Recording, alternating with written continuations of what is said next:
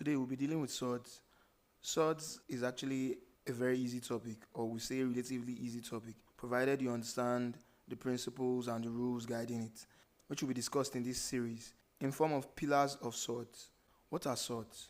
Surds are roots of rational numbers, including whole numbers and fractions. It's simply square roots, cube roots, and other roots of rational numbers. An example of surds is root 2, we have root 3, we have root 4, and so on. That's just square root. We can also have cube roots. We can also have root 4 of numbers, and so on. So when we're dealing with surds, we're talking about roots of rational numbers which doesn't necessarily end with square root. It might include cube root or root 3, root 4, and so on. So let's go down and understand more. The roots in surds are not just limited to square roots, but they include cube roots, also called root 3, root 4, and so on. Types of surds. Surds can be in single form or in basic form. Let's see what it means for surds to be in single form or in basic form. When we talk about surds in single form, let me give you an example. Let's say you have root 8. That's for single form. Let's say for basic form, you have 2 root 3. Notice that the difference in this. The difference is for the single form, the number or the whole number is under the square root. While for the basic form, there's a number outside, a whole number outside, and also a whole number under the root. But for the single form, the number is under the root. We can say this has a plus 1 in front of it. That's like saying, for example, x. X is still the same thing as 1x or plus 1x.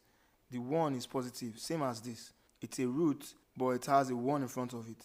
Provided it's like this, and the number is under the root, it's a single form surd. And we can convert it from single form to basic form. It's possible for some surds in single form. We'll get to deal with that later. So let's start with this. Surds in single form are when you have rational numbers under roots only, although you might have only one as the only whole number joined to them. This is 1 or plus 1 in front of this root 8.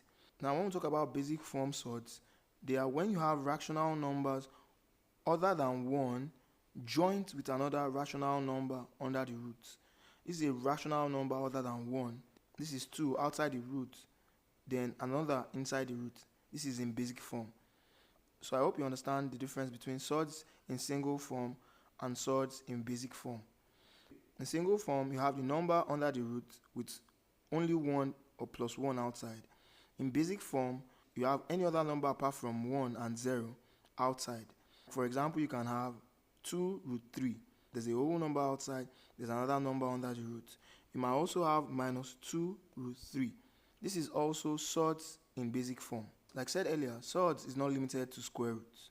You can have cube root or root 3, you can have root 4, and so on. But at this level, the focus is on square roots, which is also called quadratic roots. And you might question the term quadratic root. It's like from the term quadratic equation. For you to have a quadratic equation, you need x squared. That's a letter with a power of 2. But when it comes to surds, the term quadratic stands for 2. So when you talk about quadratic root, it's another word for saying square roots. So the surds we're focusing on at this level has to do with square root or quadratic roots. The quadratic stands for 2. That's square root.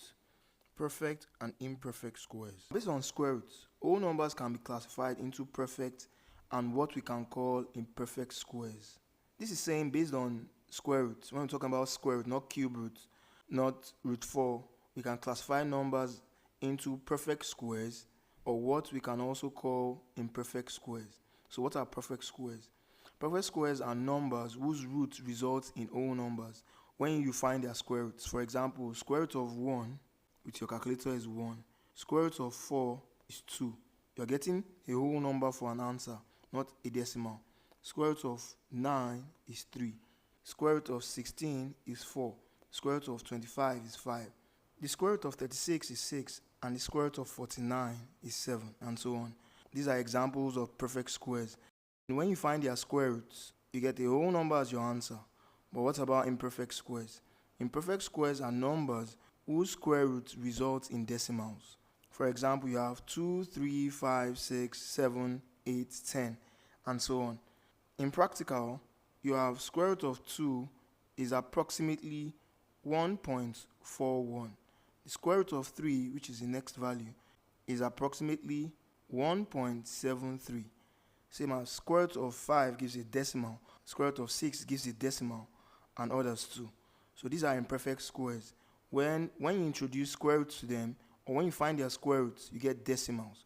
Unlike perfect squares, that you get a whole number when you find their square roots. Full imperfect squares and semi-imperfect squares. We just talked about perfect and imperfect squares. But under imperfect squares, we can further group them into what we call full imperfect squares and semi-imperfect squares. When we talk about full imperfect squares, they are numbers that do not have perfect squares greater than 1 when broken down to their products. For example, we have 2, 3, 5, 6, 7, and 10. What we're saying is 2 to its product is just 2 times 1. Let's just write all the perfect squares greater than 1 up here for us to better understand. We have 4, we have 9, we have 16, we have 25, we have 36, that's 6 times 6. We have 49, 7 times 7. These are some of the perfect squares greater than 1.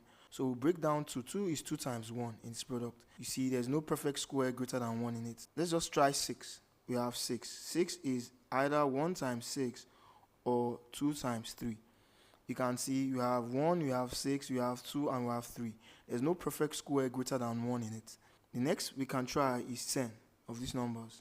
We have 1 times 10 and 2 times 5. 2 times 5 will also give you 10.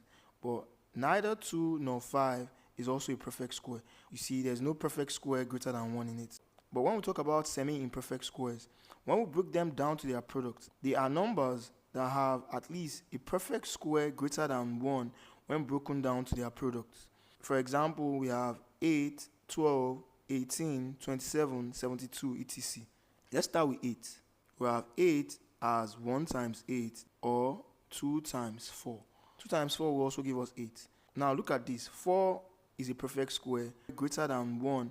So therefore, in semi-imperfect squares, we have at least a perfect square greater than 1 when broken down to their products. Another example is 12.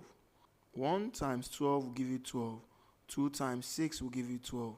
Then 3 times 4 will give you 12. Of all these products of 12, the only perfect square greater than 1 is 4. So we can therefore say 12 is a semi-imperfect square due to the presence of a perfect square in its product. Same as 8. Although 1 is a perfect square, but we need a perfect square greater than 1 to classify a number as a semi-imperfect square. And the reason why we're doing this is to understand that only semi-imperfect squares can be converted from their single form to their basic form, as touched on earlier. Let's take 72. Let's just jump to 72. You have 72. We can have 72 to its product as 36 times 2. We can also have it as 1 times 72. If we are breaking down to 3 products, we can have it as 4 times 9 times 2 as 72. If you multiply 4 times 9 times 2, you still get 72. From 72, we have 36 as a perfect square greater than 1. If we consider breaking down into 3, we have 4 and we have 9 in it. So this proves that we can classify 72 as a semi-imperfect square. And from this, we can convert the root of 72, same as the root of 8, the root of 12, the root of 18, 27, and others, from this single form to their basic form. And in this case is 6 root 2. And that will be explained shortly.